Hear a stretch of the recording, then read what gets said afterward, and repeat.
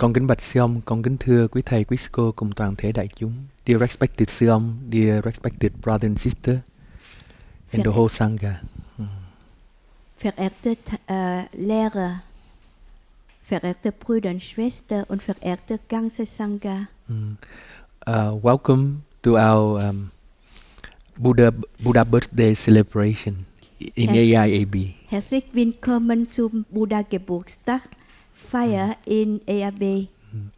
We have a few friends here with us by chance, and we have friends online. Zufällig haben wir auch Freundinnen, die heute am Ort anwesend sind, und wir haben auch Brüder und Schwestern, Freundinnen, die zu Hause sind, die jetzt online mit uns sind. We welcome everyone. Wir möchten allen herzlich willkommen heißen. Now we will listen to three sound the bell, and we will have a guided meditation before the Dharma talk. Wir werden jetzt 3 Klänge der Glocke genießen, bevor wir eine geleitete Sitzmeditation haben.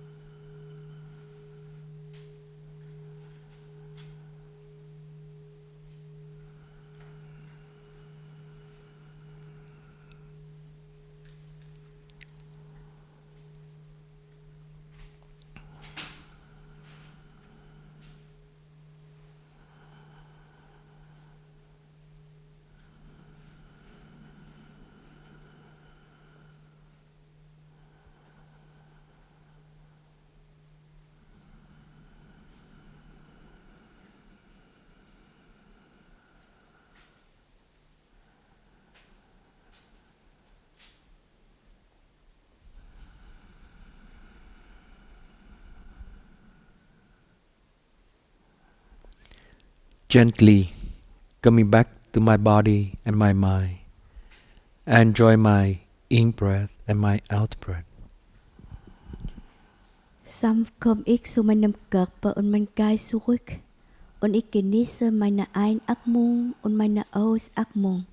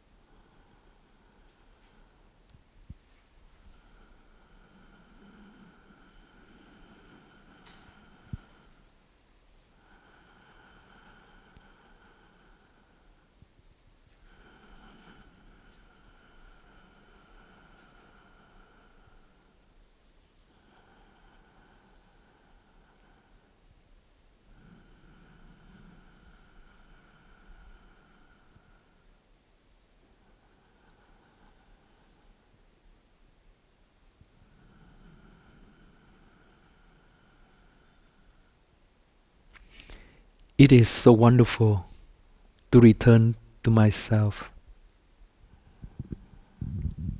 Es ist so wunderbar, zu mir zurückzukehren. to experience the calm and the peacefulness within me. Meine Ruhe, meine Frieden in mir erfahren.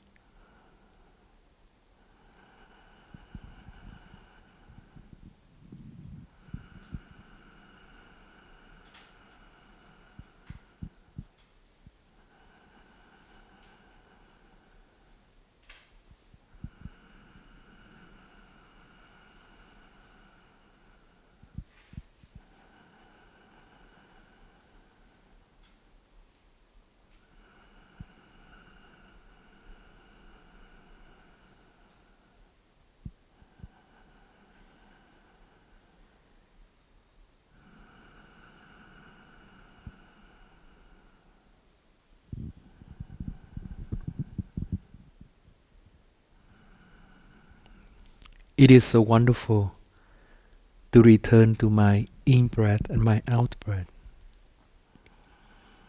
Es ist so wunderbar, zu meinem Atem und meinem Ausatmen zurückzukehren.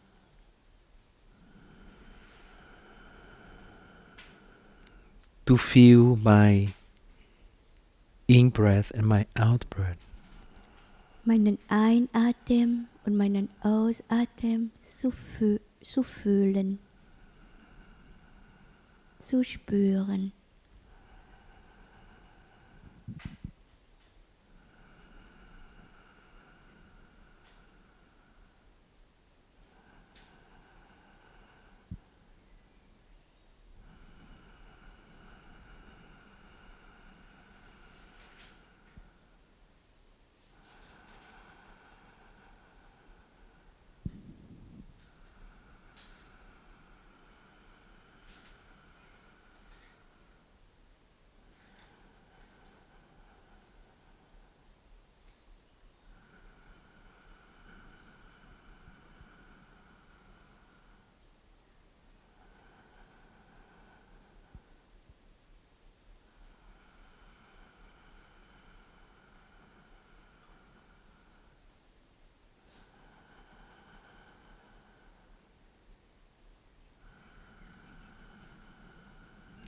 Enjoying deeply my in-breath and my out-breath. Ich genieße sehr tief meine Einatmung und meine Ausatmung. Letting go all of my worry, anxiety. Ich lasse alle meine Sorgen, alle meine Kummer los. All of my pain and sorrow. Alle meine Schmerzen, alle meine Leiden loslassen. And simply just returning and enjoy my in-breath and my out-breath.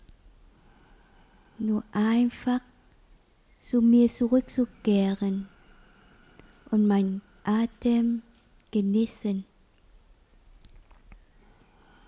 Meine Atmung genießen.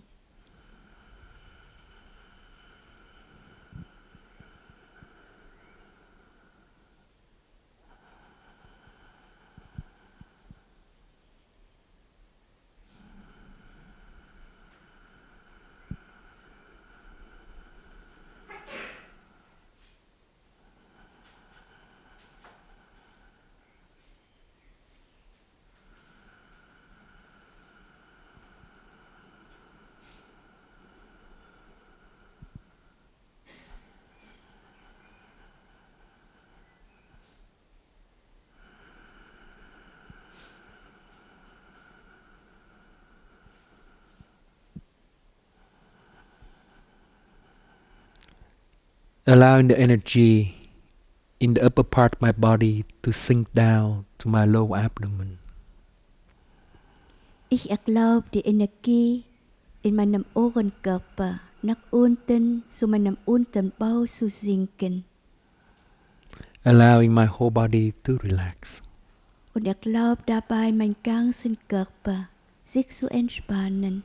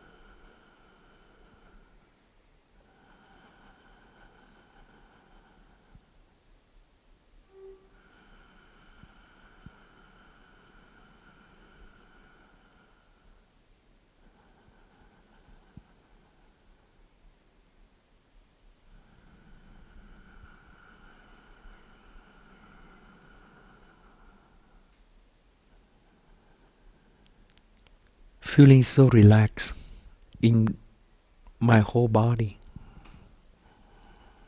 Ich fühle mich so entspannt in meinem ganzen Körper. Feeling calm and peaceful. Ich fühle mich sehr ruhig und friedvoll.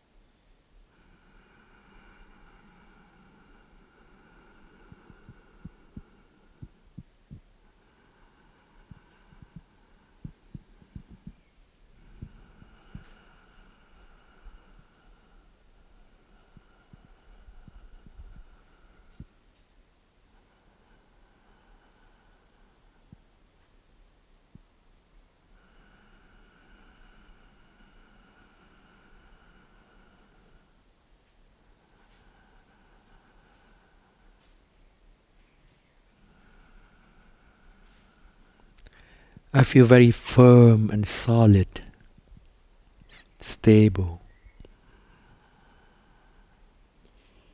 Ich fühle mich sehr gefestigt, sehr stabil, sehr fest.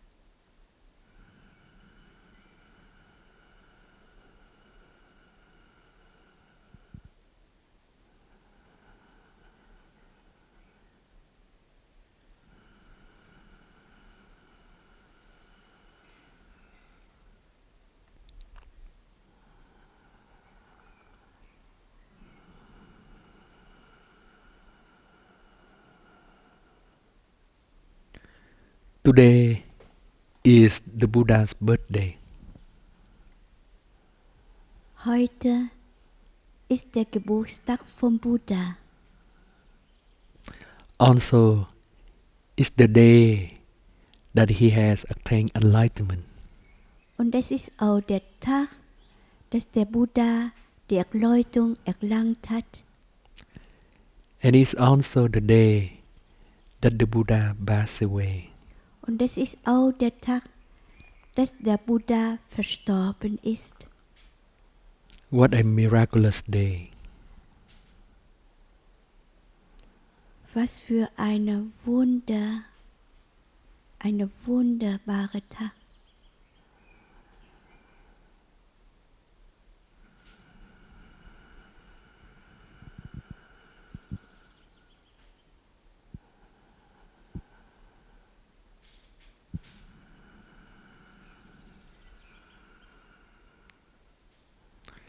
I feel so happy that I can be present for the Buddha's birthday.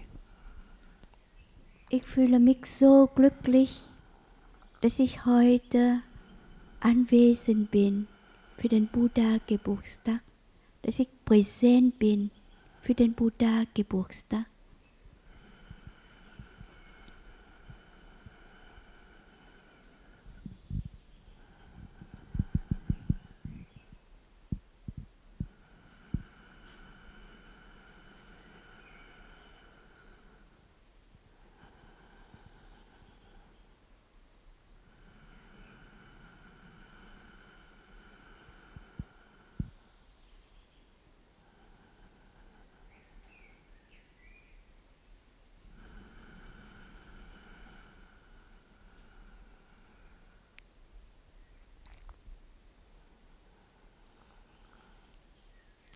When did I come to know the Buddha?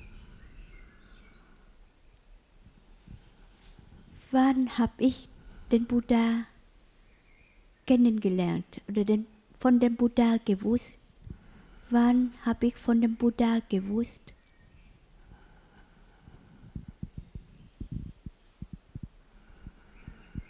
How did I feel about him then? Wie habe ich mich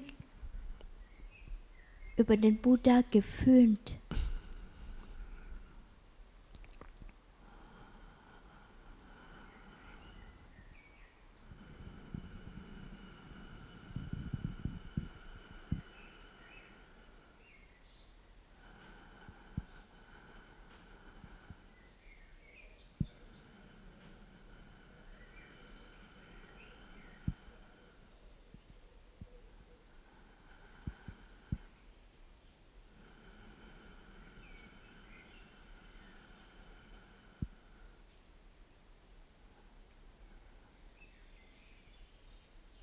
How does the Buddha become present for my life?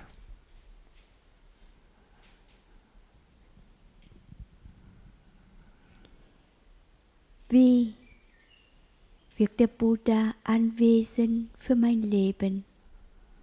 Oder wie ist der Buddha für mein Leben anwesend?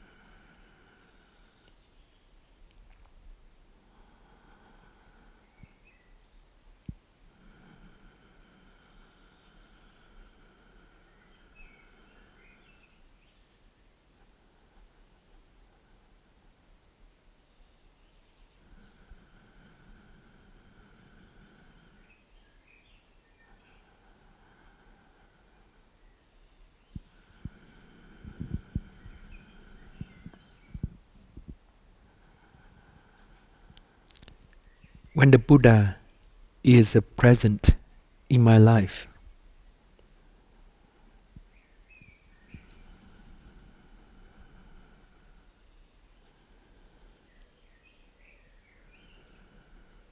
it also means a Buddha is born in my heart.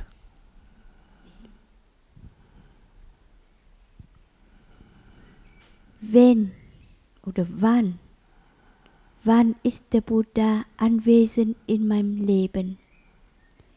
Wann ist der Buddha in meinem Herzen geboren?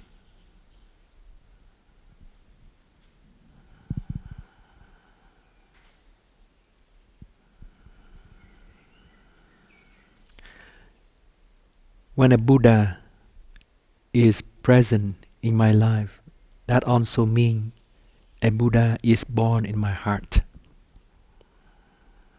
Wenn der Buddha in meinem Leben präsent ist, anwesend ist, bedeutet auch, dass der Buddha in meinem Herzen geboren wird, geboren ist.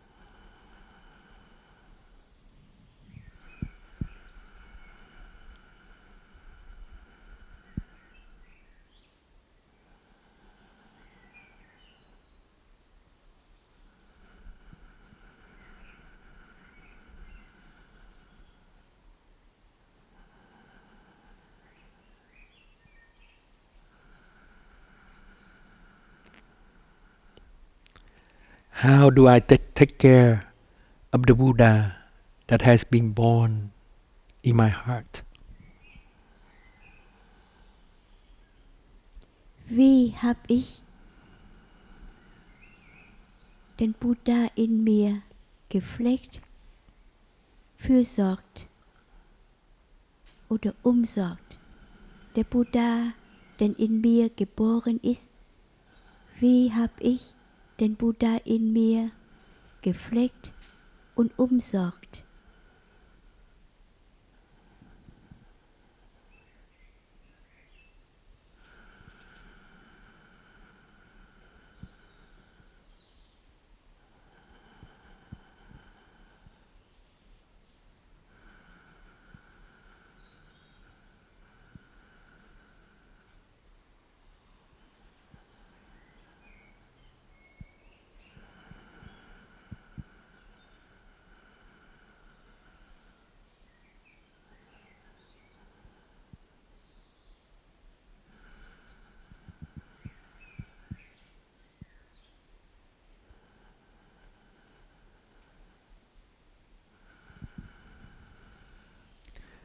Do we give the little Buddha, the baby Buddha, a small place in my heart?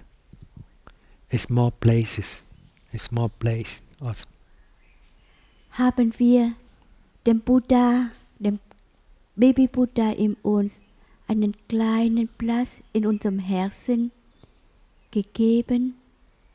or do we continue to occupy our heart with anger, sadness, and frustration? Oder haben wir in unserem Herzen mit Ärger, mit Traurigkeit, mit Sorgen, mit Aggression und so weiter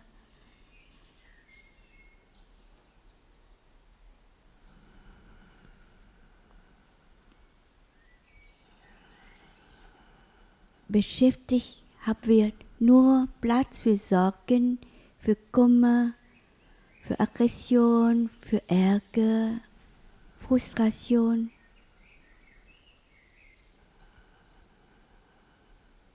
In unserem Herzen und kein Platz mehr für unseren kleinen Baby Buddha in uns.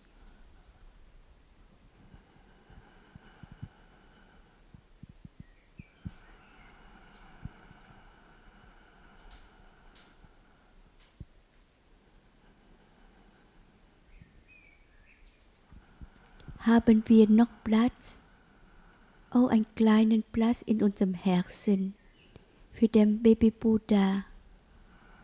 Oder ist unser Herzen voll besetzt mit Ärger, mit Sorgen, mit Trauer, mit Frustration und so weiter?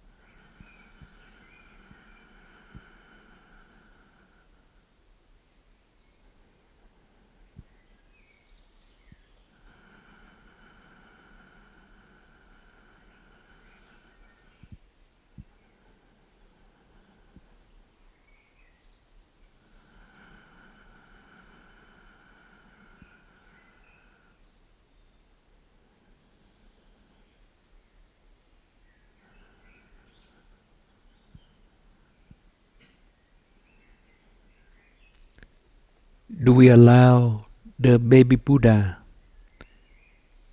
to open the window of our heart? Haben wir den Baby Buddha in unserem Herzen, unser Herz zu öffnen? Haben wir dem Baby Buddha erlaubt, unser Herz zu öffnen? So that the baby Buddha, his love and his understanding can touch the heart of the people around him. Haben wir den Baby Buddha erlaubt, unser Herz zu öffnen, sodass die Liebe, das Verstehen von dem Buddha, das Herz von den anderen Menschen berühren kann? Or do we close the window of our heart so that the baby Buddha is trapped inside? Oder haben wir unser Herz geschlossen, sodass unser Baby Buddha in unserem Herz gefangen ist?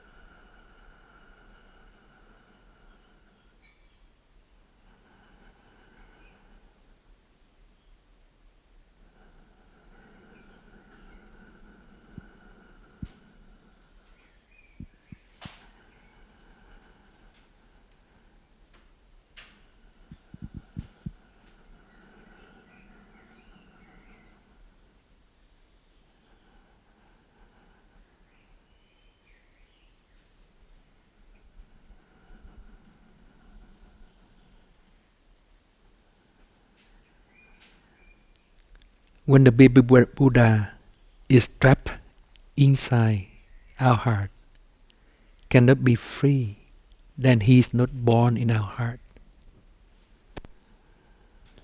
Wenn der Baby Buddha in unserem Herzen gefangen ist, dann ist er nicht in unserem Herzen geboren.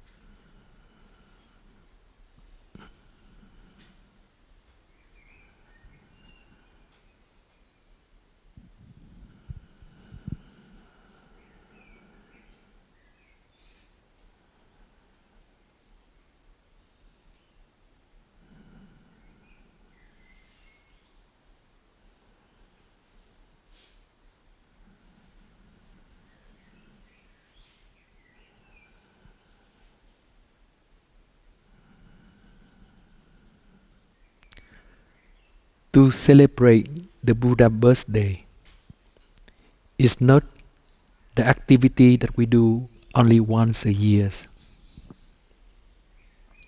Den Geburtstag von Buddha zu feiern ist nicht eine Aktivität, das wir nur einmal im Jahr machen.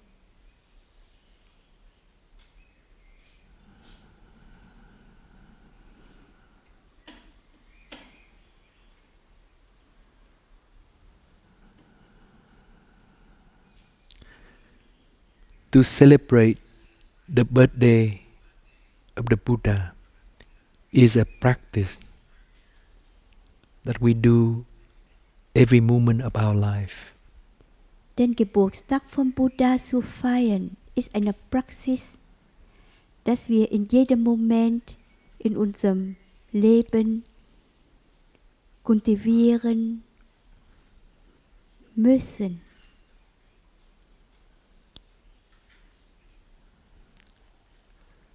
Today we celebrate the Buddha's birthday. Heute feiern wir den Geburtstag von Buddha. And it reminds us to return to this practice to celebrate the Buddha's birthday in every moment of our life. Heute ist der Geburtstag von Buddha. Und das ist eine Erinnerung für uns, dass wir diese Praxis jedes Moment unser Leben, unseren Alltag wieder immer üben möchten.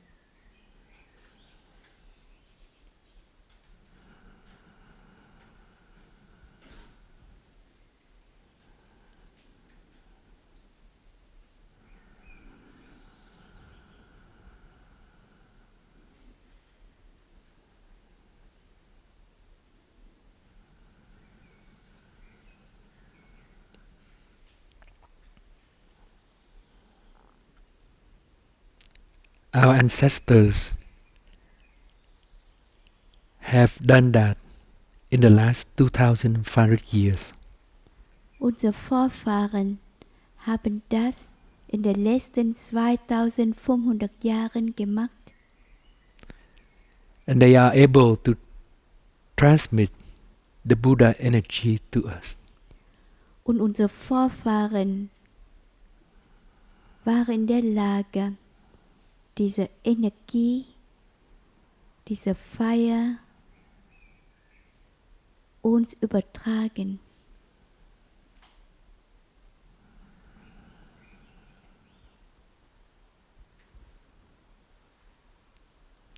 Can we keep the energy of the Buddha to be transmitted in the next 2500 years? Können wir die Energie vom Buddha weiter an unsere zukünftige Generationen in den nächsten Jahren weitergeben?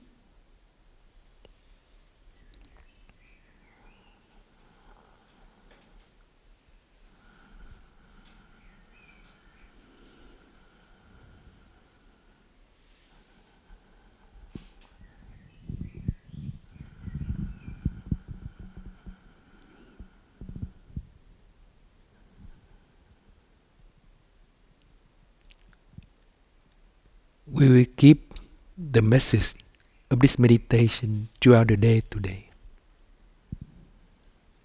Wir möchten die Botschaft von dieser Meditation während diesen ganzen Tag behalten. For now, we will gently end our meditation. Jetzt können wir ganz langsam die Meditation beenden. Feeling my whole body, I breathe in. Ich fühle meinen ganzen Körper. Atme ich ein. Relaxing my whole body, I breathe out. Ich entspanne meinen ganzen Körper. Atme ich aus.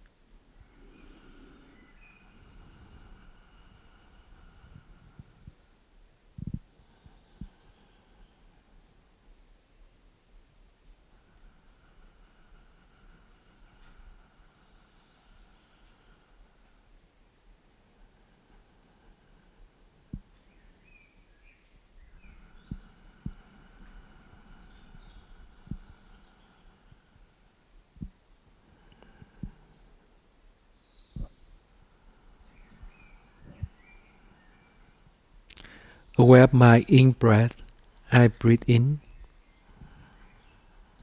Ich bin mir meiner Einatmung bewusst. Atme ich ein. Aware of my out-breath, I breathe out. Ich bin mir meiner Ausatmung bewusst. Atme ich aus. In, out. Ein, aus.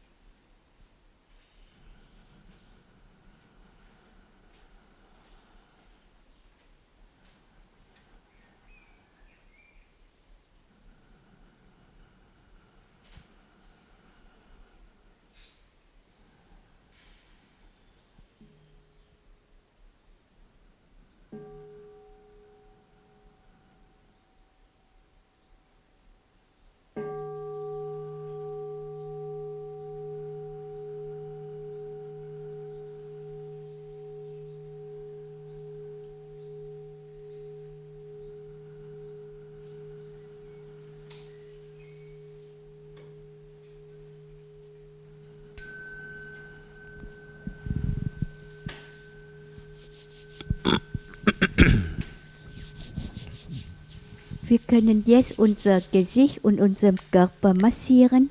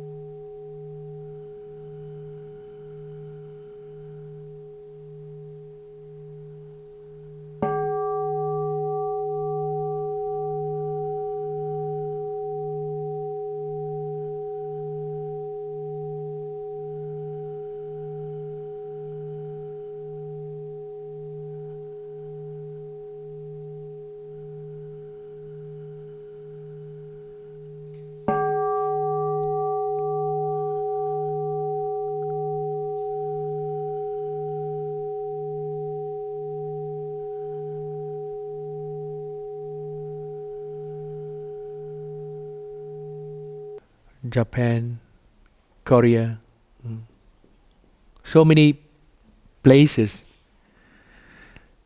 And this circle embrace so many population of the earth. The total population in this circle is more than the rest of the population outside the circle. A very huge population that has been affected by one single man. Amazing, huh? Perhaps 2,500 years ago, the Buddha would not imagine, or he would have imagined that his life and practice had been spread out so in a so vast area. Perhaps he knew. We don't know. But every year we celebrate the Buddha birthday, and we come back and we recollect how have we get in touch with the Buddha. When were we first introduced to the Buddha, and what inspires us in our life? In Buddhism, we call that is the first love. The first love with the Buddha. The first love. When I was young, very young, my father used to bathe the Buddha every year.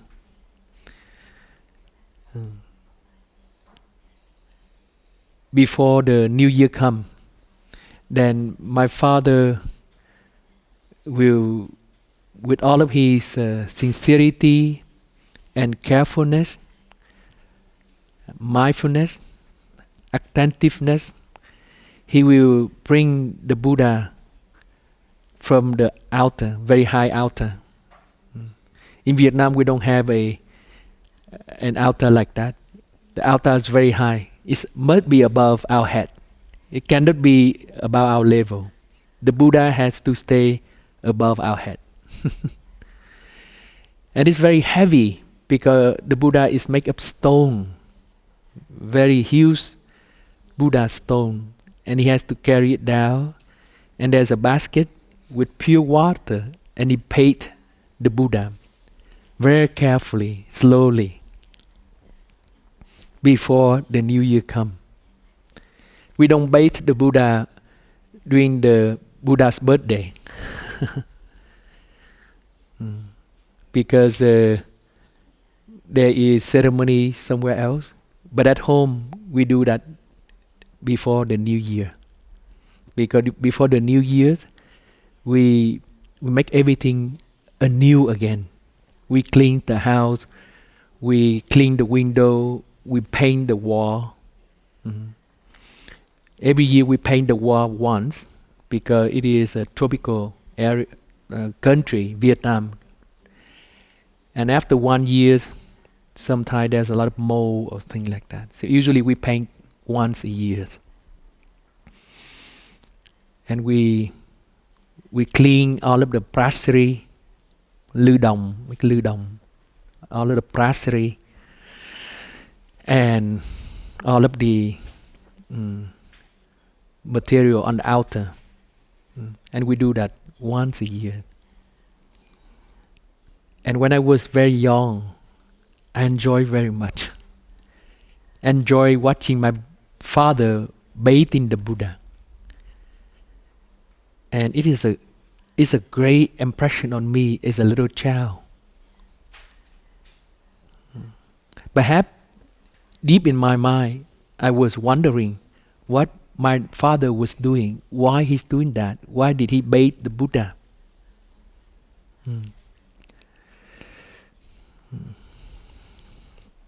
Why do we bathe the Buddha today? Why do we bathe the Buddha today for our ceremony? Perhaps we bathe the Buddha so that we have a chance to renew our inspiration, to renew our first love with the Buddha. Perhaps over the years, this first love is slowly is fading away, withering, dying. So by bathing the Buddha, we make the Buddha within us renew, alive again.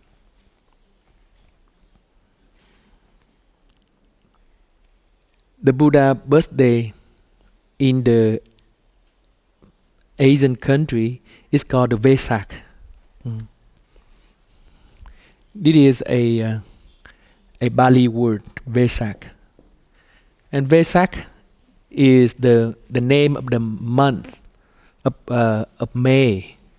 It's a lunar month in the Indian calendar, a lunar month. And on the full moon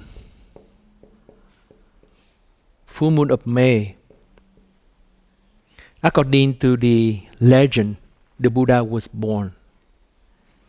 The Buddha was born on the full moon of May, and that lunar month in Bali is called Vesak. It's the name of the month, Vesak.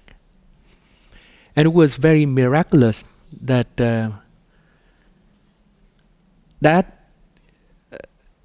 full moon day, the Buddha was born, and 35 years later, underneath the Bodhi tree, also on the full moon of May, the Buddha attained the full enlightenment. The full enlightenment.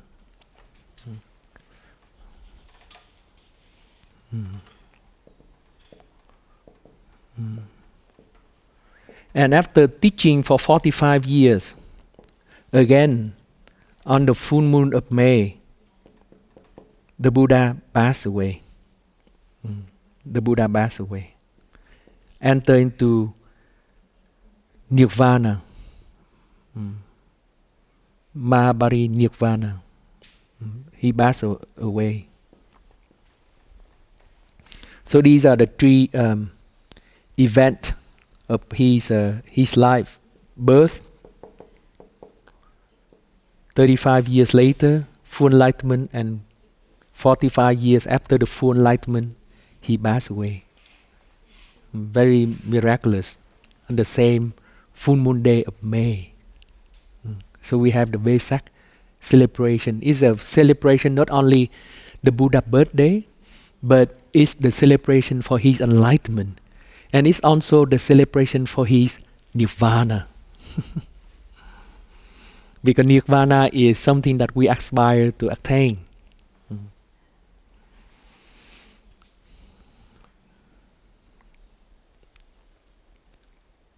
When the Buddha was born, it is still a mystery. There had been a lot of research going on, and traditional date is different from the current research date. According to the scholar nowadays, perhaps the Buddha was born around 480 BC, and he passed away around 400 BC, plus and minus 10 to 20 years. So he lived mainly in the 5th century BC. 5th century BC. And when he was born,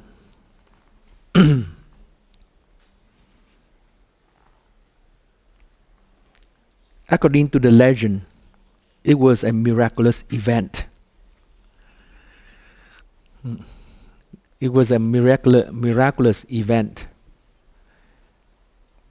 The Queen Maya, his mother, had a dream one day that there is this elephant, white elephant, with beautiful tusk, thick tusk, enter into her womb, and then she had the conception. And then after exactly 10 months, she delivered the Prince Siddhartha, who's going to be the Buddha. And this legend is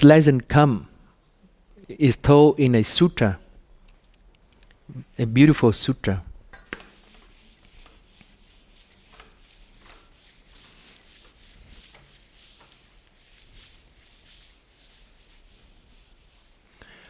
This sutra you can read, and is in the collection of the discourse on the middle length or Discourse of the Middle Length of the Buddha, the Majjhima Nikaya, number 123.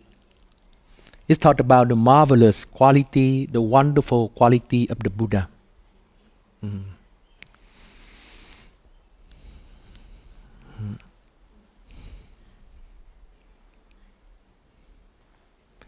Perhaps this sutra was written or was compiled due to the fact that after some time the Buddha passed away, his students have hard time to have a deeper connection with the Buddha. After a few generations or so,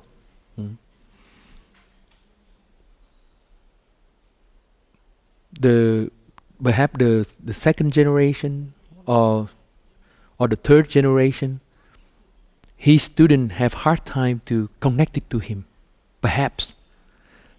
So this sutra was written as a way for his student to contemplate or to practice to remember of the Buddha. In Buddhism, there's a practice called remembrance. Remembrance or recollection. Or recollection. So there is the practice of recollection of the Buddha, of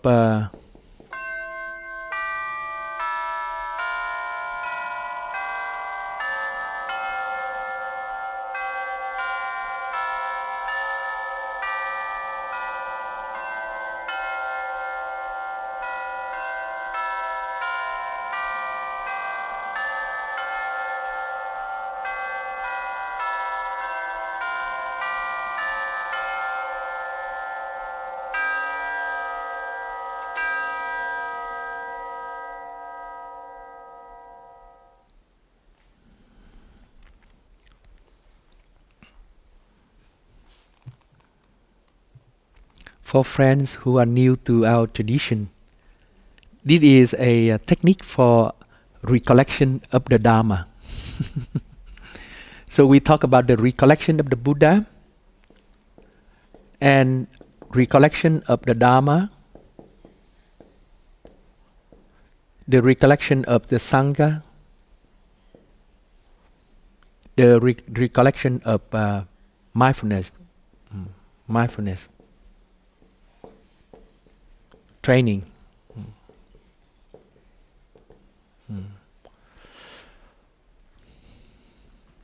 So the sound of the bell help us to return to ourselves, to return to the Dharma, recollection of the Dharma. Dharma, what is the Dharma? Dharma has so many meaning. There's the whole book that talk about the meaning of the Dharma. So the word Dharma in Buddhism cover a vast range, a huge range. Dharma could be the technique of the practice, it could be the teaching of the Buddha, or the Dharma could also be the truth. When we listen to the sound of the bell, we return toward ourselves. We enjoy our in-breath, our out-breath. We feel our body and we relax our body. And we return to the deepest truth within us. What is that deepest truth? That deepest truth is that we are already a Buddha. Believe it or not. We are already a Buddha. That is the deepest truth within us. We have this potential.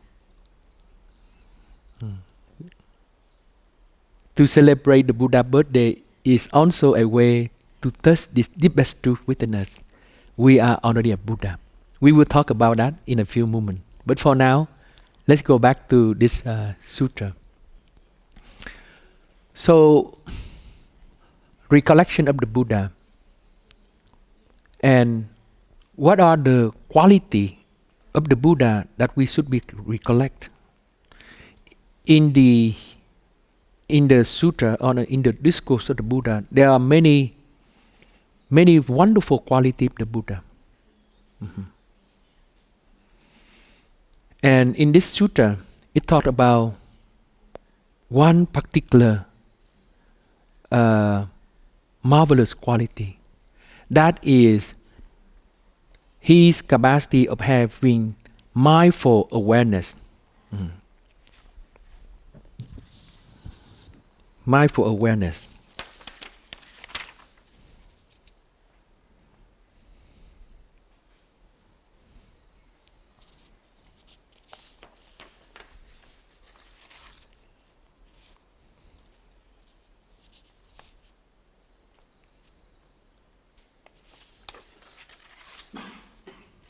Mindful and fully aware.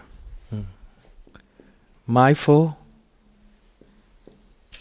and fully aware. This is the quality that is talked about in this sutra, Majjhima Nikaya 123. This is the particular marvelous quality of the Buddha. One particular marvelous quality. According to this sutra, the Buddha, in his last manifestation as a human, at that time he was a prince, Vesantara. Vesantara is a prince who practiced perfection of generosity. And in this story about the previous life of the Buddha, it's called the Yataka. And the Buddha was a prince, a human form, in a human form, and he practiced the perfection of generosity in which he learned to give up. He learned to give away so many things. Anything that he has, he give away. He give away so much that at the end there's nothing that he can give. He gave away his kingdom, he gave away all of his property and wealth, and finally he gave also his wife and his children. According to the modern standard, it would be a little bit strange, but according to the Buddhist perspective, you can also practice to give away your wife and your children. But the story all the way end up in a good end. It's only a test of the Prince Vesantara willingness to practice perfection of giving. And at the end, his wife and his children returned to him. It's only a test from the God. But after the Prince Vesantara passed away in the human form, he went to the heaven called Tusita heaven. Tusita heaven.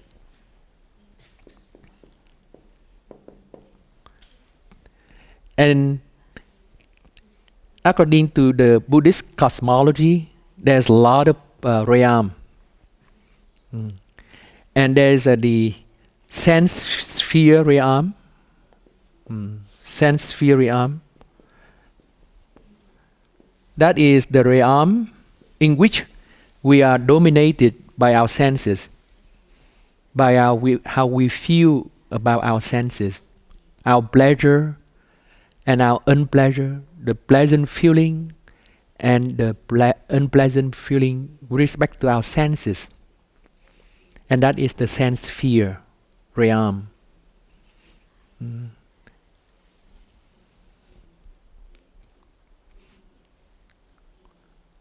And there is the form realm, and there's the formless realm.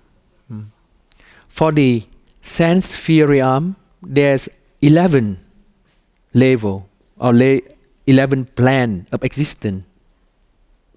11 plan of existence. The lowest is the hell.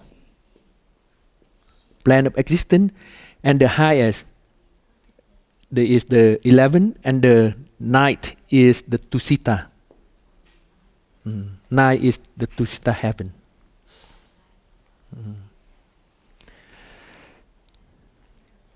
The lowest 5, the hell, the animal, the angry God,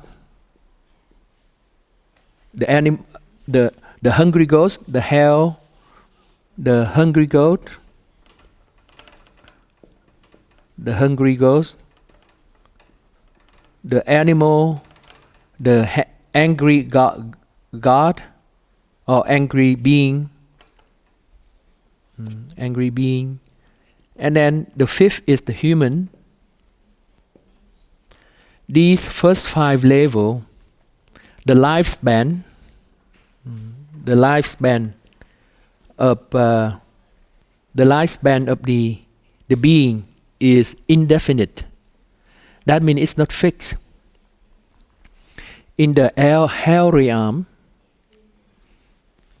a being can go into the hell realm, and they can spend their time there for 1 or 2 days, or they can spend there for millions of years. Their lifespan is not fixed. Depend on how much evil did, the evil act, the evil thinking, the evil speaking that he or she committed during this lifetime and other previous lifetime. And when the karmic fruit is ripened, then that person will manifest or reborn in the hell realm. And he or she might spend the time there for a few days, a few minutes, or up to millions of years, depending on how heavy his or her karma is. The same thing with the other 4 up to the human. For the human life, our lifespan can be, we can pass away during the time we are a fetus in our mother womb, or after we are born for a few minutes, we pass away, or we can live up to 120 years old, 130 years old. So it's indefinite. But in the Tusita heaven and all of the higher realm after the human, it's called the God realm. It's the sense sphere God realm, and all the way up, then there's a lifespan, a fixed lifespan, fixed lifespan. And according to the Theravada perspective, the Theravada cosmology or Abhidhamma, the Tusita heaven, the lifespan is fixed. Any being who is reborn in Tusita heaven, they will spend there 576 million years. Human years. Their lifespan is equivalent. Their lifespan is equivalent to 576 million years, human years. Very long time, huh? 576 million.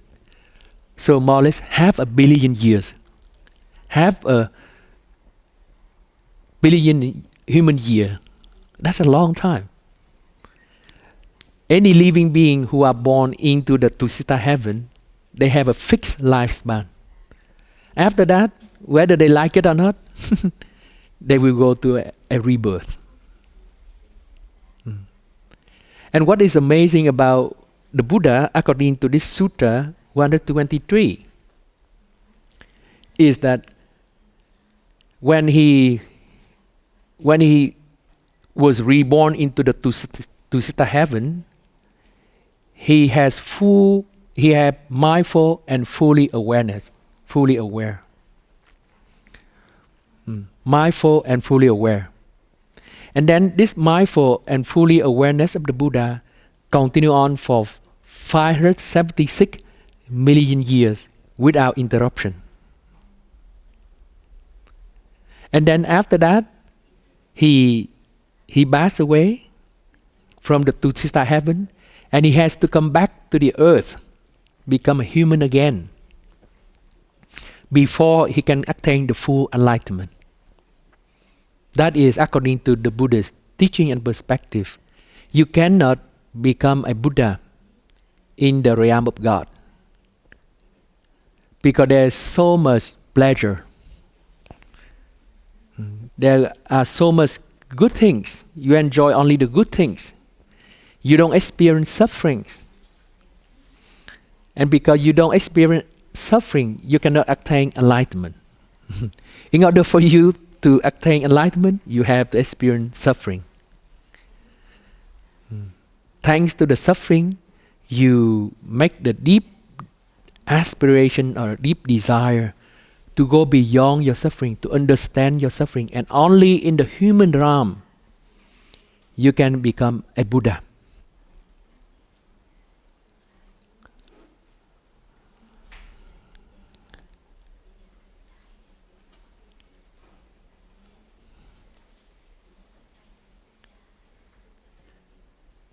So what is the message? The message is that our human life is very precious. Don't waste it.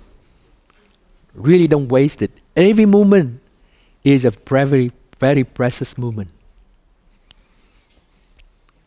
Our life is indefinite, yes, but it cannot last for more than several hundred years. It will last within plus and minus 100 years, or even much less. So we should make a good use of our human life to attain enlightenment, because our life is so short.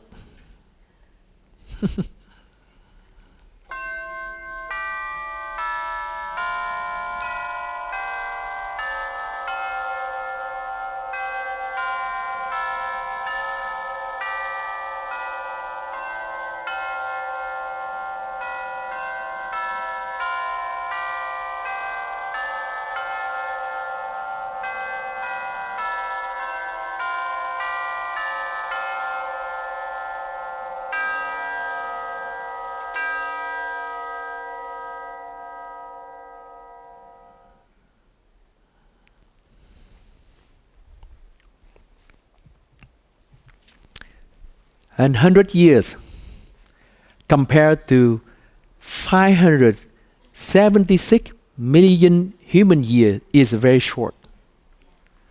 The Buddha was a prince, a human prince.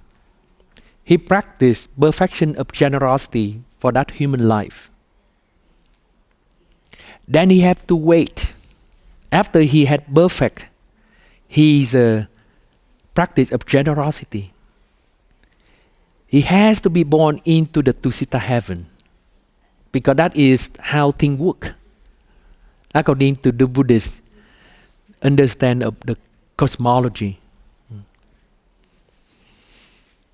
After perfecting his generosity, he has to spend his last life in the Bodhisattva heaven. And he has to wait 576 million human years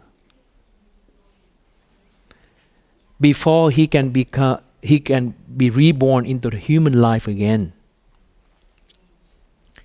And he has only 100 years to finish the problem of enlightenment.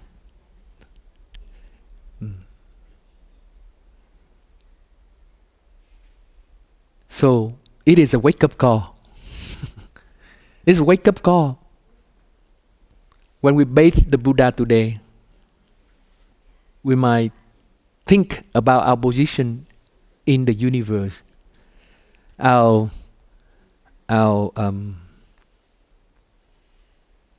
place in the universe, and ask ourselves, what have I done with my life? How have I used my life in this human life? That is the perspective of a Buddhist. Our life is so precious. After this life, as a human, we will be reborn into different realm. And we can go through all of these 33 realm. From hell all the way up to the neither perception nor non-perception realm. Very high up here. 33 also. 33 realm. And we continue to circle around that. And going much higher, the realm of neither perception and non-perception is the time is even much longer. It is 84,000 great aeon. That is how the lifespan of the realm neither perception nor non-perception. If we get into that, 84,000 aeon, great aeon. And for you to have an idea of what it means to be an aeon, you imagine that a huge mountain, and for 100 years, a person came and used a piece of cloth and whipped on that mountain. And then 100 years later, he came back with the piece of cloth. He whipped the mountain only once. And then, until the time that the mountain disappeared, that is one aeon. And gray aeon is even much longer. So 84,000 gray aeon is infinite. And in that realm of God, neither perception nor non-perception, even in that 33 realm of God, we enjoy the great pleasure, but we cannot become a Buddha. We can only return to the human form in order to become a Buddha. Because only in the human form we can experience suffering. So, continue on with the Sutra 123. The Buddha is very mindful and aware when he was born into the Tusita heaven.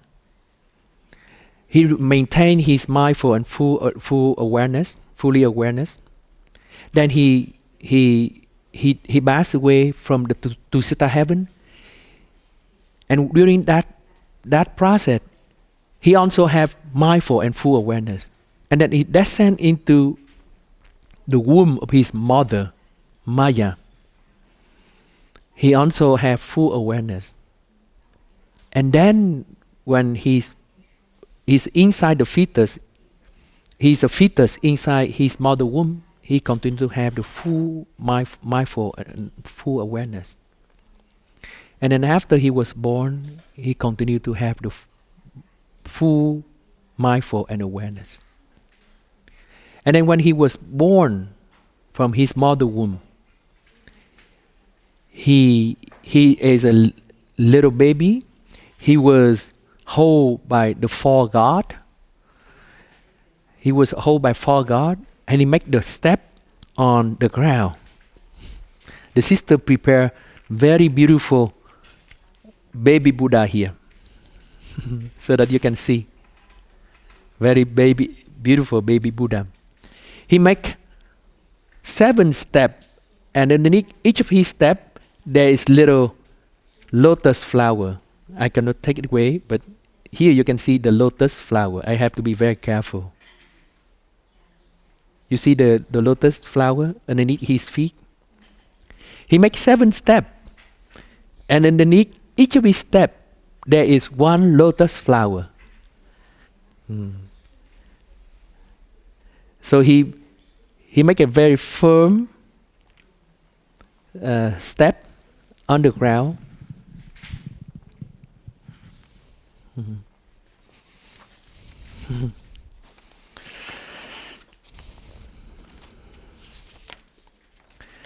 he took firmly with his feet on the ground.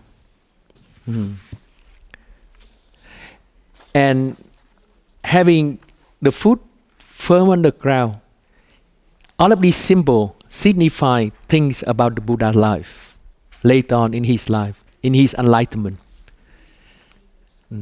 The miraculous thing that he attained during his enlightenment. So he stood with the firm feet on the ground. It signifies that he will attain the 4 base of spiritual power. And the 4 spiritual power in Vietnamese called tứ như ý túc, hay là tứ tầng thúc. And then he took 7 steps facing north.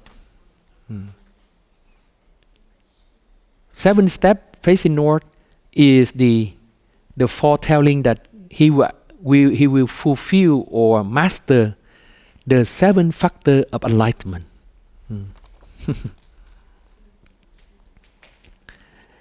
And there is a white parasol held over him, and that is he will be celebrated with the full deliverance. Will be the white parasol on his head signify that he will be fully liberated. And the white parasol is like a kind of welcome. He is a full liberation.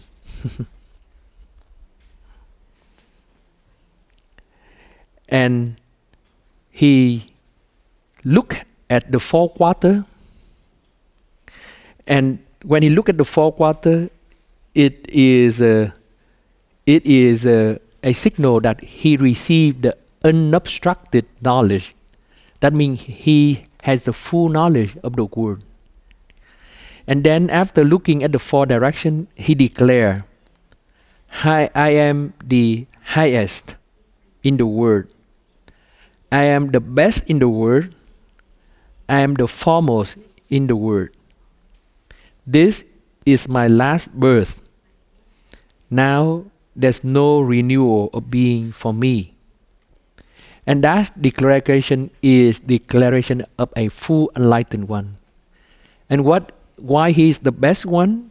Why he is the highest in the world? He is the highest in the world because he has fully understand about suffering, the cause of suffering, the end of suffering, and the path leading to the end of suffering.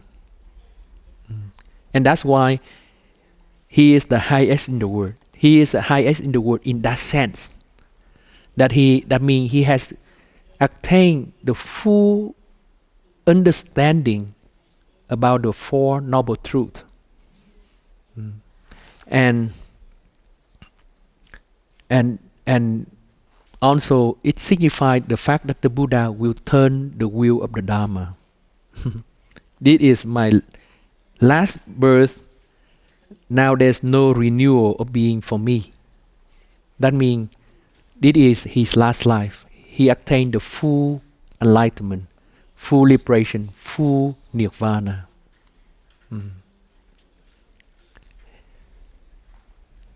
These are very interesting quality of the Buddha for us to contemplate. It is a need of his student at that time. That is the need of his student at that time. The Buddha enlightenment must have been very great. According to the legend, the Buddha left home when he was 29 years old. And he spent about 6 years in search for the liberation. He tried a lot. And if you are interested, you might look at the discourse in the Middle Link Discourse of the Buddha, the Majjhima Nikaya number 26, the Noble Quest, and number 36, number 85. And there are many more sutras that talk about the Buddha's enlightenment. It's so wonderful to read about this sutra and to feel inspired from his enlightenment. According to the legend,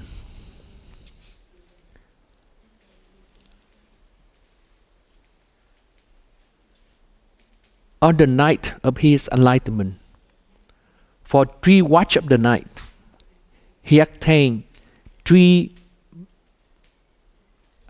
super knowledge. The first knowledge is the knowledge of all of his past existence. It's called Túc Mạng Minh in Vietnamese. Túc Mạng Minh. Túc Mạng Minh is the knowledge or the great understanding about all of his existence of the past. Of his past existence. He remember where he was born, where he grew up, what he did, and then where he go down. He passed away.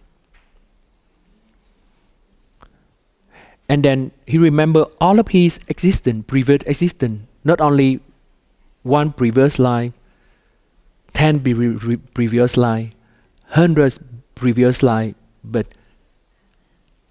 100,000 previous life, million previous life, infinite previous life in one watch of the night. One watch is about 3 hours. In about 3 hours, he remember infinite past existence. And that's called the first knowledge, Túc Mạng Minh, the knowledge about the full understanding, full seeing. He remember all of his past existence. And for the second watch of the night, the Buddha attained something called the divine eyes. Thiên Nhãn Minh. Thiên Nhãn Minh, the divine eyes. With this knowledge, he was able to look into the life of all the living beings.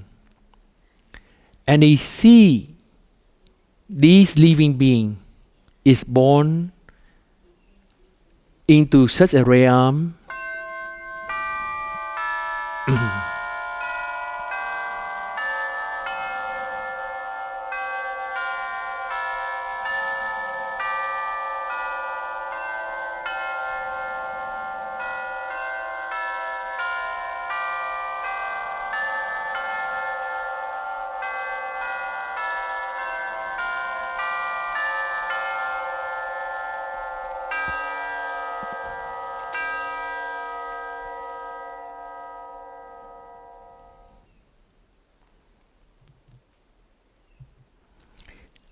living being was born in such a realm. They grew up and they perform some act, some intentional act, some volitional act, and the volitional act can be motivated by different negative energy, unwholesome energy like greed, like hatred, like delusion, like doubt, confusion, and so on. And because they are motivated by this unwholesome energy, they commit certain act, and in the next lifetime, these karmic action that they have performed will reap the fruit. And the people who have commit positive act will reap the positive fruit in their life. And for the people who does a negative act, like talking about bad things about other people, even though we don't know it's true or not. Or we kill people. People who are in the very high position, like king,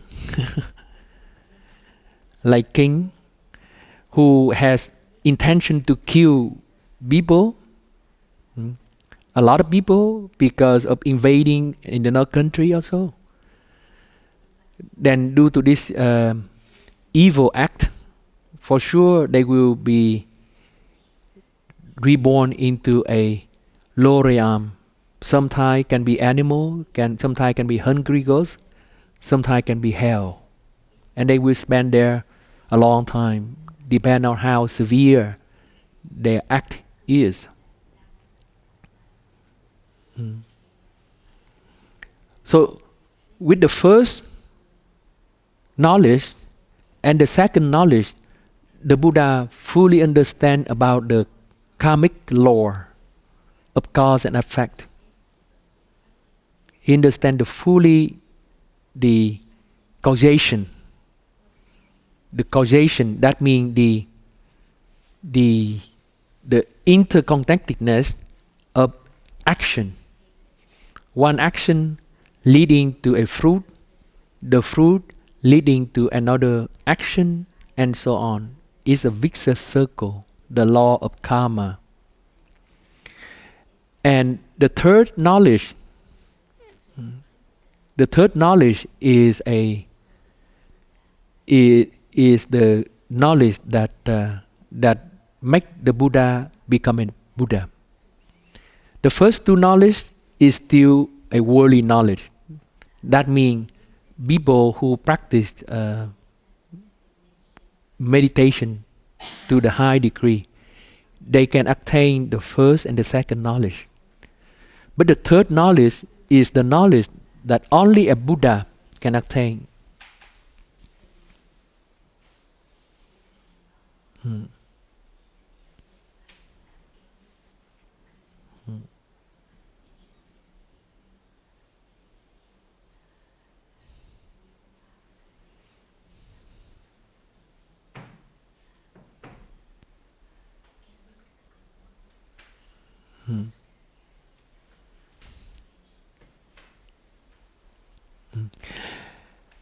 And so the third knowledge is the knowledge that only a Buddha will attain. And what is that knowledge? That is the knowledge about suffering. He understands deeply about suffering, the cause of the suffering, how suffering can end it, and what is the way out of suffering. And it's not only that he knows about the structure of suffering, how suffering operates. He also knows through this third watch of the night that he now fully liberated from the suffering. All of the negative energy, all of the unwholesome energy within him has been completely transformed in the third watch of the night. It's a great news. A Buddha is born. A Buddha is born. When the morning star rises, the Buddha experienced this deepest knowledge, the knowledge about suffering, and he knows he have overcome all of his suffering. That is such a great news. And with this moment on that day, on the full moon of May, the Vesak, when the Buddha was 35 years old. So if you take 480 now, subtract 435, so that is 5. At the years 445 BC, 445 BC, the Buddha attained full enlightenment on that morning of the full moon day of May in the year 445 BC. A Buddha is born. A Buddha was born. And this experience of enlightenment, according to the sutra, vibrate the whole universe in the 10 direction. The whole 10 world system vibrate greatly. And all the gods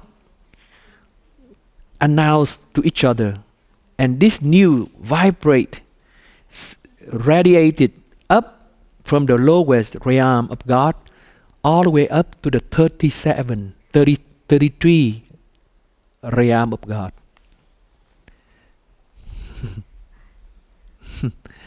This great news has been transmitted into the whole cosmos. The whole cosmos vibrate. A Buddha is born. A Buddha is born. Before that, he is a Bodhisattva. A Bodhisattva. But at the year 445 BC, around the morning dawn, he attained this. And this experience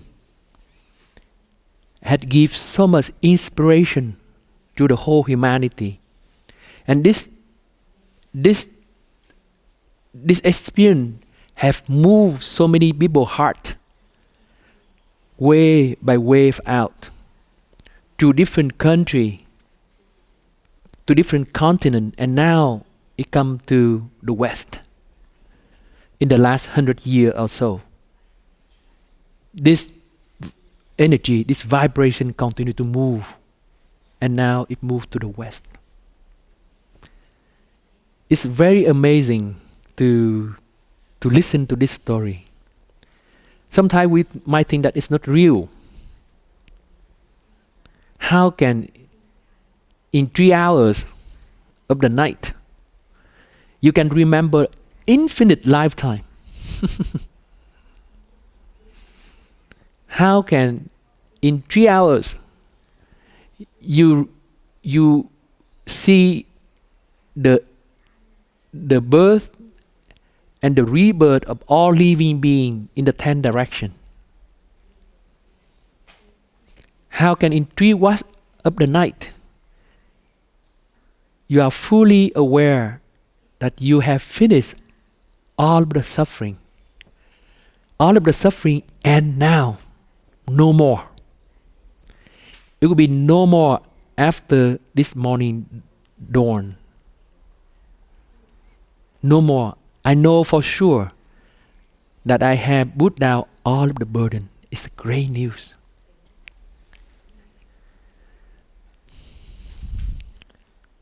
I think that this story, we don't know whether it's true or not. We don't know whether it's true or not. But there's certain things is that this story move us. This story, if we are able to open our heart and to receive it, perhaps we will be transformed. If we cannot open our heart and we think that all of these story is a make-up story, all of these are unreal story, then it doesn't move our heart. But if we are able to open our heart to receive all of these story, all of these image, all of these metaphor, perhaps our mind will open up. And for 2,500 years, this experience of enlightenment has inspired generation of humanity. So many generations. This word enlightenment has enlightenment.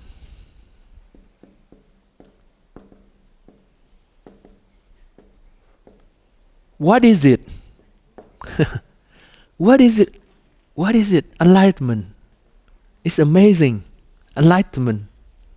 The Buddha had experienced his enlightenment with the three knowledge. With the three super knowledge. Super knowledge.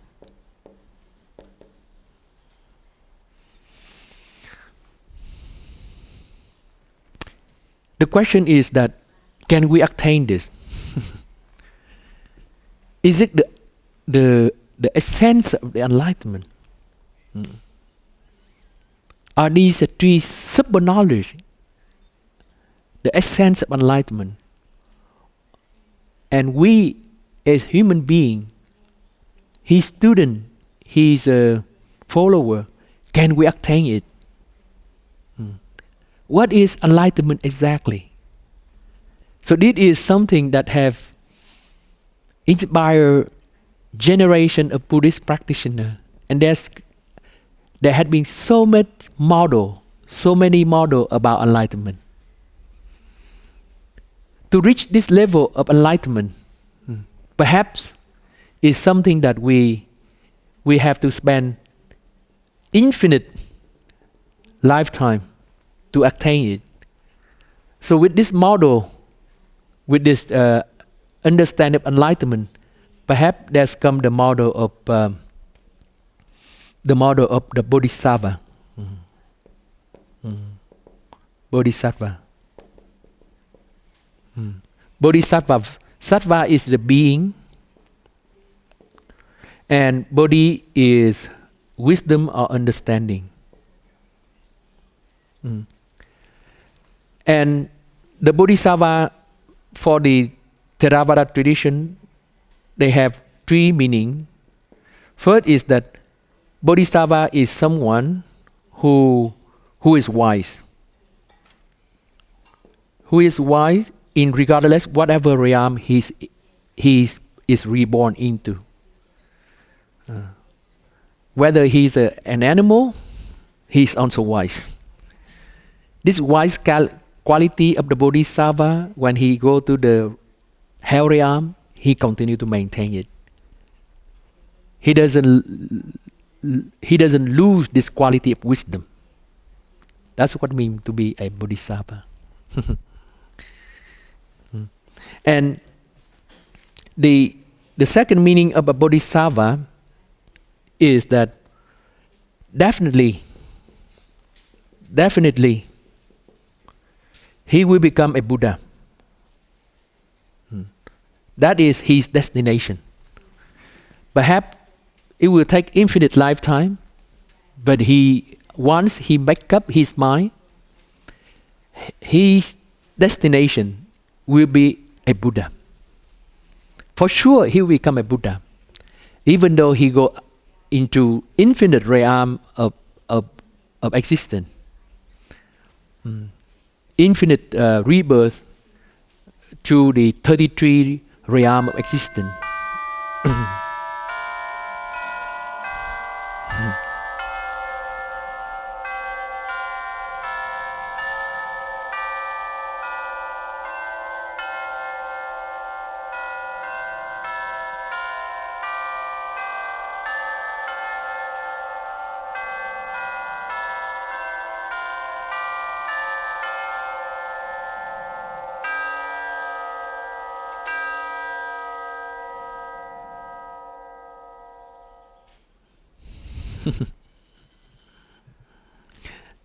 I have prepared the material for about 3 or 4 more hours, but perhaps I have to wrap up here.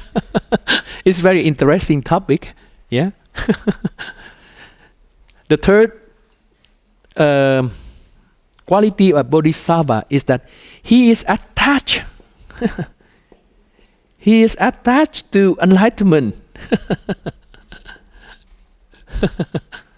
That is the third quality, the third meaning of a Bodhisattva. Enlightenment.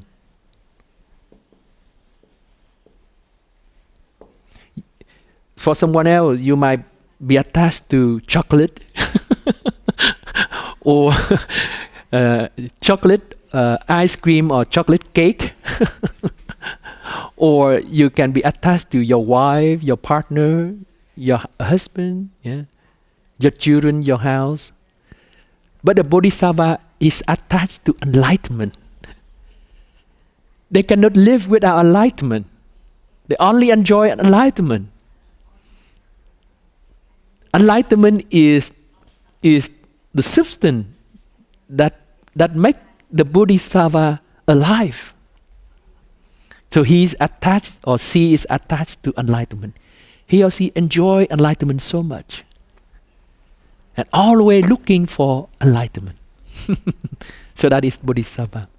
And the Bodhisattva, according to the Theravada tradition, it's not easy to become a Bodhisattva. There are like 8 qualities or so that you need to have. Some of the very interesting quality is that if you want to become a Bodhisattva, you have to make that declaration during the time that a Buddha is present. According to the Theravada notion of a Bodhisattva, if the Buddha already passed away, you don't have a chance to become a Bodhisattva. Mahayana Buddhism have different concept. Again, like I said, there are many different models. Infinite. If you look into Buddhist literature, it's very interesting. Very interesting. In order for you to become a Bodhisattva, you need to declare that intention in the front of a living Buddha. And you need to be a monastic. You cannot be a lay person. And then you have the potential to become a Arahat. But you said, no, I don't want to become a Arahat and enter Nirvana in this lifetime. I want to continue to practice and to cultivate infinite quality. This quality is called Paramita. Paramita. And there's like 6 quality, 6 paths of the practice, or 10 paramita, or 6 paramita. Like the paramita of giving, dana, the paramita of sila, the practice of perfection of mindfulness training. So perfection of generosity or giving, perfection of sila, of mindfulness training, perfection of patience, perfection of energy, diligence, effort, perfection of collectedness or samadhi, the perfection of prajna or wisdom. And then if you go on to the 10 paramita, and there is a perfection of the skillful meaning, the perfection of vow, you make a great vow, and there's a Bodhisattva called the Bodhisattva of great vow, Sitigaba. The paramita of power, that means you will attain all the magical power, all of the power of a Buddha. And the paramita of full knowledge, that means you know everything in the world. The perfection of prajna is wisdom concerning the way we live, concerning how we live our life. But the perfection of knowledge is the perfection that we know all the knowledge in the world. In whatever realm, we learn them all. Polymath. In the West, you call some people like that polymath. That means they know everything. So much knowledge. And that is paramita. Cultivating that. And then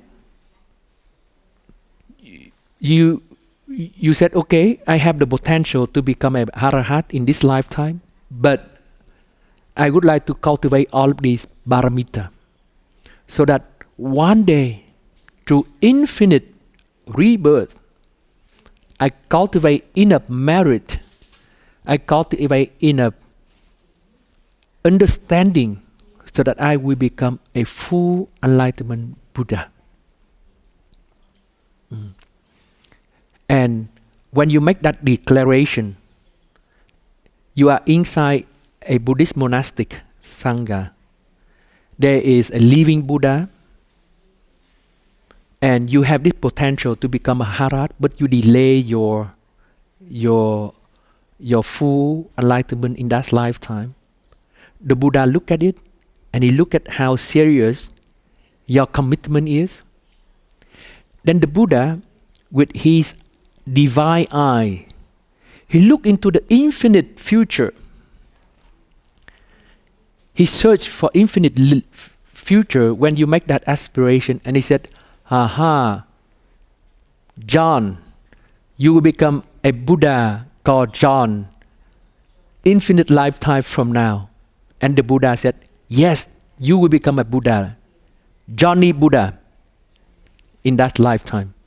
Then you can become a Bodhisattva. Interesting, huh? Well, there's 8 quality, many more. We are running out of time. Make the story short. So we have different model. We have the model of enlightenment to become a Arahat. So you attain some part of the super knowledge, but not completely. So some Arahat can remember like 1 lifetime, 2 lifetime also, but they don't remember infinite lifetime. They have some wisdom, but not perfection of wisdom.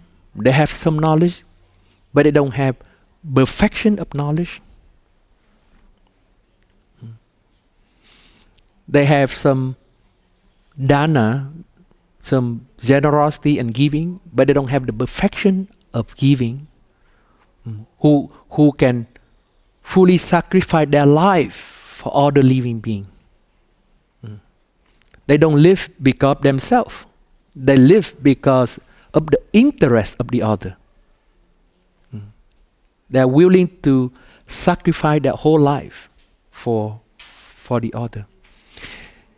And then there are different models of enlightenment. There are Tibetan model and so on. And then when the whole teaching of the Buddha passed into China, China come up with a very interesting model of enlightenment. In the 6th century, in the 6th and the 7th century AD, there is a sutra called the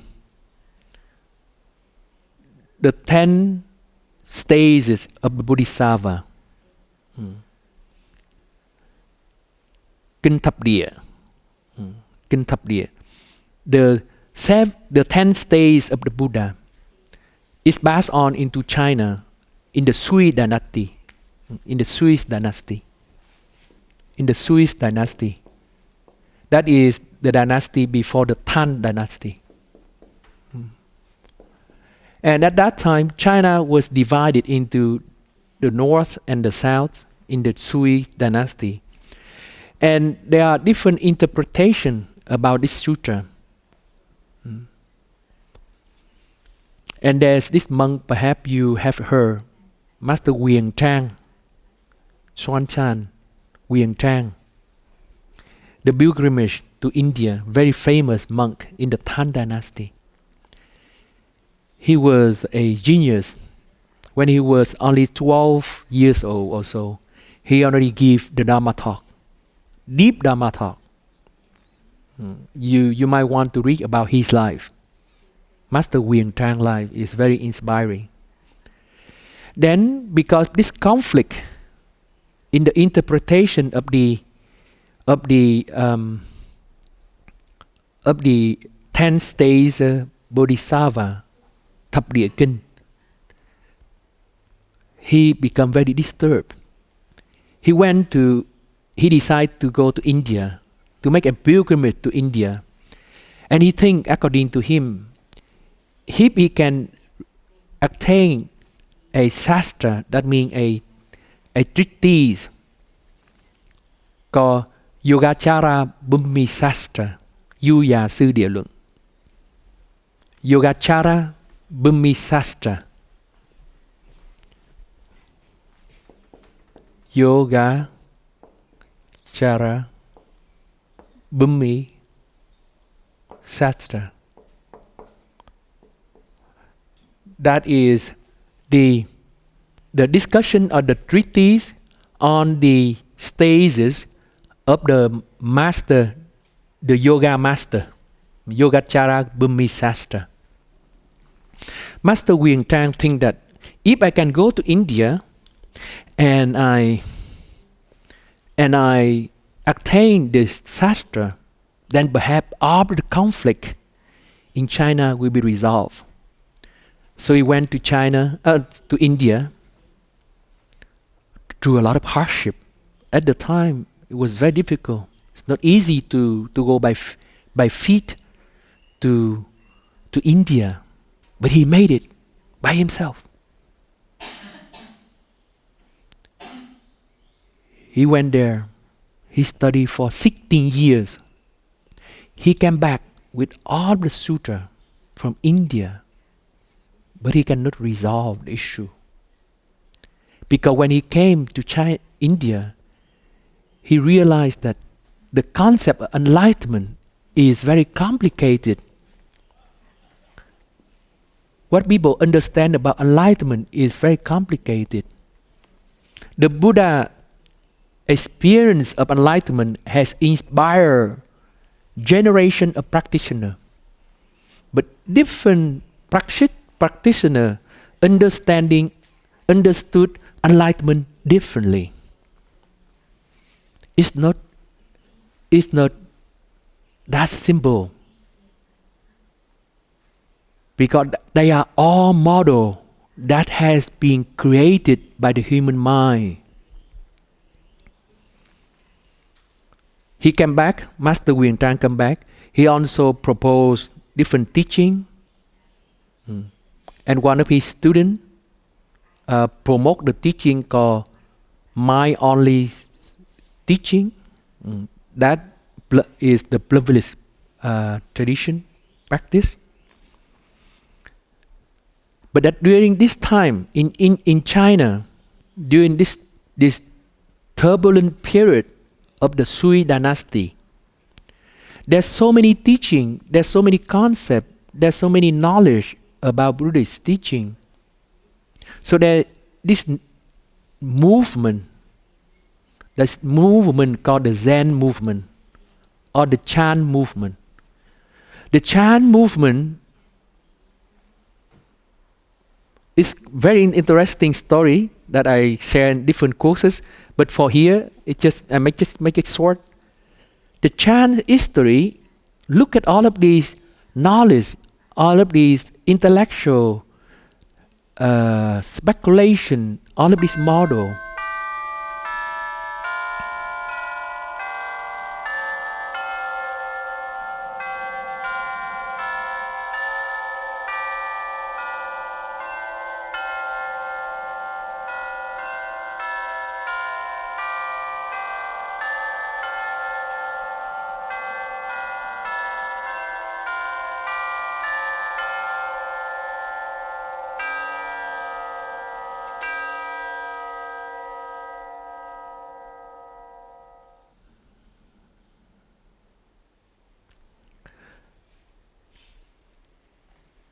A group of Chinese masters a group of Chinese masters, they have the thought that all of this model is a product of the mind.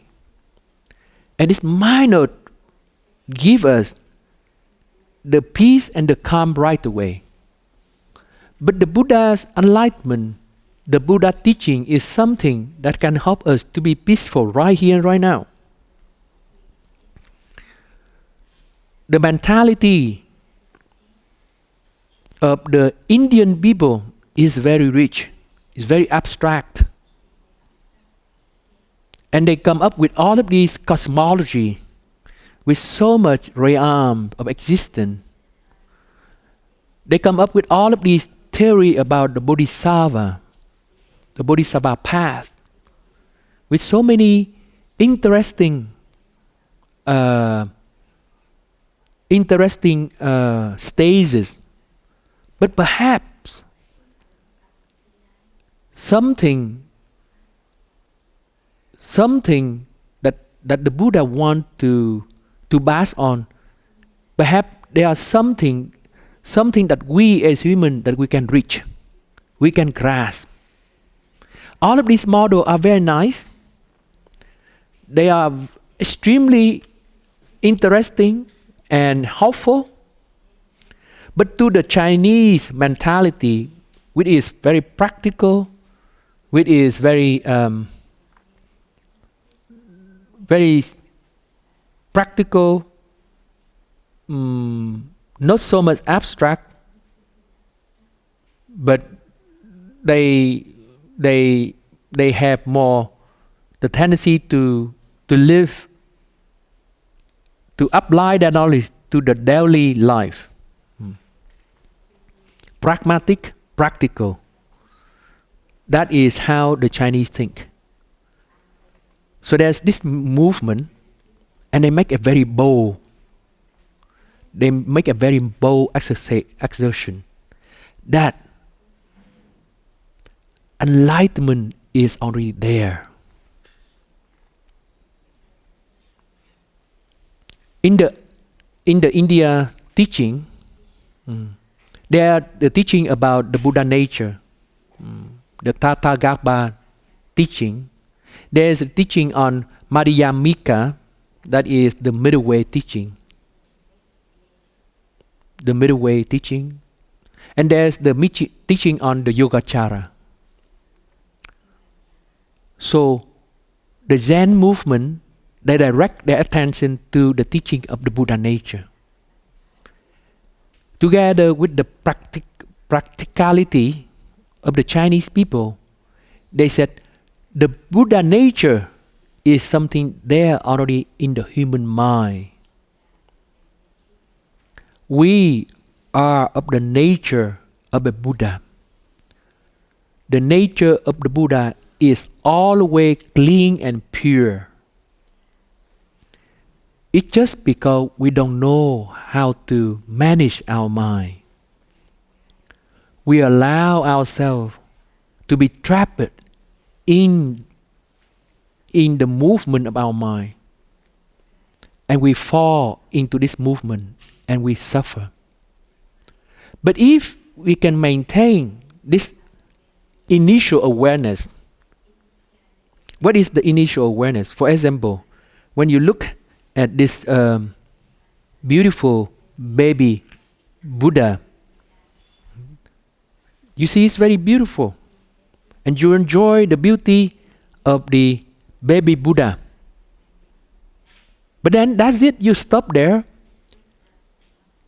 You don't make the move of your mind, said, okay, it's so very beautiful. Let's go to the EIAB bookshop and get one. And then you go to the bookshop and you look into your pocket, you don't have any money. Oh, it's too bad. The Buddha statue is too expensive and it caused me a lot of suffering because I cannot attain this Buddha baby and I could not take the Buddha baby home. So you get into the loop.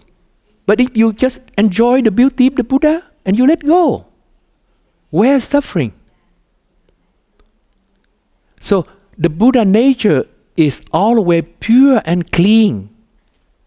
If you can maintain yourself and do not let yourself to be trapped into the loop of the mind, the movement of the mind that is reacted to life.